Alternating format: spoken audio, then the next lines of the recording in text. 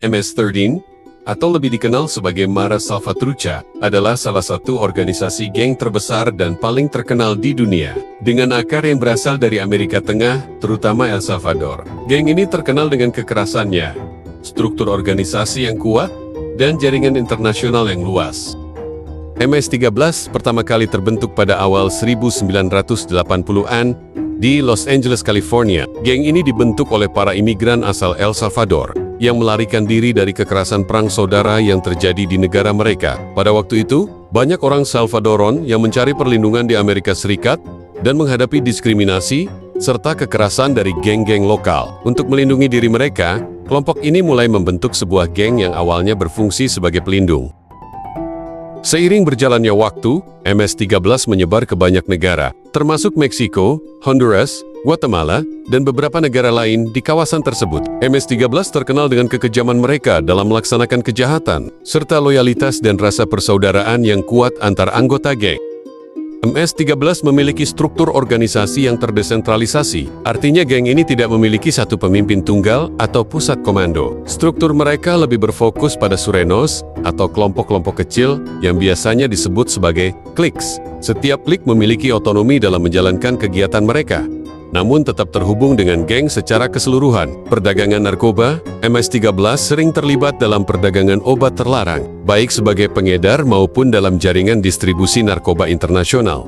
Pungutan liar dan pemerasan. Kelompok ini memungut uang dari bisnis lokal di wilayah yang mereka kuasai. Pemerasan terhadap warga dan usaha kecil adalah salah satu cara mereka menghasilkan uang.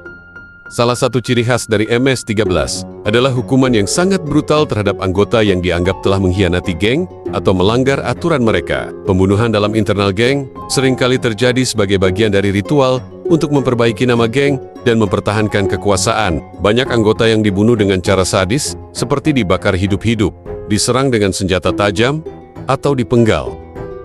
Pada tahun 2018, operasi besar-besaran bernama Raging Bull digelar oleh aparat penegak hukum Amerika Serikat untuk membongkar jaringan MS-13 di wilayah timur laut Amerika Serikat. Dalam operasi ini, lebih dari 20 anggota MS-13 ditangkap dan didakwa dengan berbagai kejahatan, mulai dari perdagangan narkoba hingga pembunuhan. Operasi ini menunjukkan bagaimana geng MS-13 mengontrol dan memanfaatkan wilayah tertentu untuk melakukan aktivitas kriminal, terutama yang berhubungan dengan peredaran narkoba dan pemerasan. Selain itu, mereka juga diketahui melibatkan remaja-remaja muda dalam kegiatan ilegal mereka, mengarah pada peningkatan jumlah anak-anak yang terlibat dalam kekerasan geng. MS-13 juga terlibat dalam penyelundupan manusia, dengan banyak laporan yang menunjukkan bahwa mereka mengorganisir dan memfasilitasi pergerakan imigran ilegal melalui perbatasan Meksiko-AS. Setelah berhasil membawa orang-orang ini ke Amerika Serikat, mereka seringkali memperbudak atau mengeksploitasi mereka untuk pekerjaan paksa, serta menjadikan mereka bagian dari jaringan kriminal geng.